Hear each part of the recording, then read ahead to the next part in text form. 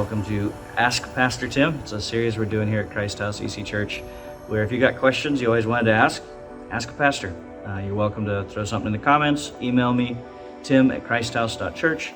Maybe we'll get it in one of our future videos. So one of the questions that comes up often, Christ House says we're a discipleship church, and truth is, that's a word everybody uses. It's a big buzzword in Christianity today, and yet the problem with buzzwords is they end up meaning everything and nothing. So anymore, it seems like anything the church does, we call it discipleship, and which means the word has lost any unique meaning.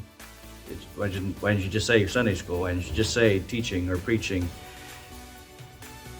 I think there's a better way and a more biblical way. You're going to find, if you read around in different Christian writings, some folks say a disciple is a learner. Some folks will say a disciple is one who embraces disciplines. And I would argue, well, there's some merit to that. It's not what the Bible is getting at. One, the root word for disciple in the Greek is methetes. The root word methete has more to do with learning. So the disciplines bit is an English-only emphasis. You don't have to discipline folks to disciple them necessarily. You need to make that case from a scripture, not just from the word. And I would say learner falls short of the way the Bible defines it. And here's what I want to get at. We have a command to disciple. That's why the word matters.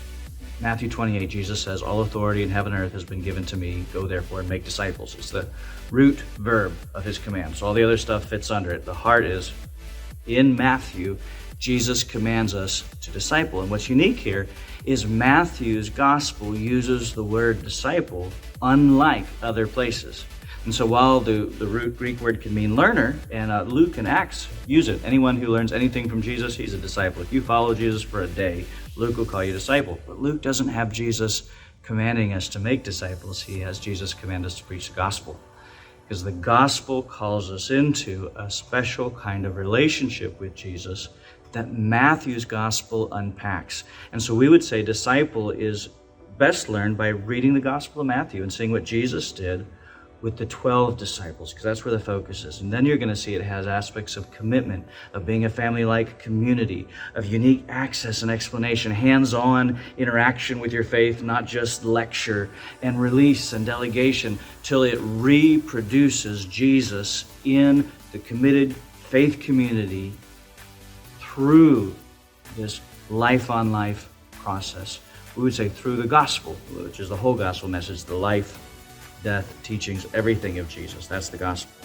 So I would encourage you to think of discipleship as the covenant community, that's commitment, reproducing itself, the hands-on, carrying life on life, itself in reproducing Jesus in believers through the gospel. That would be, I would say, a biblical definition of discipleship. It does mean that a lot of stuff that's good that we do is maybe part of discipleship, but not all.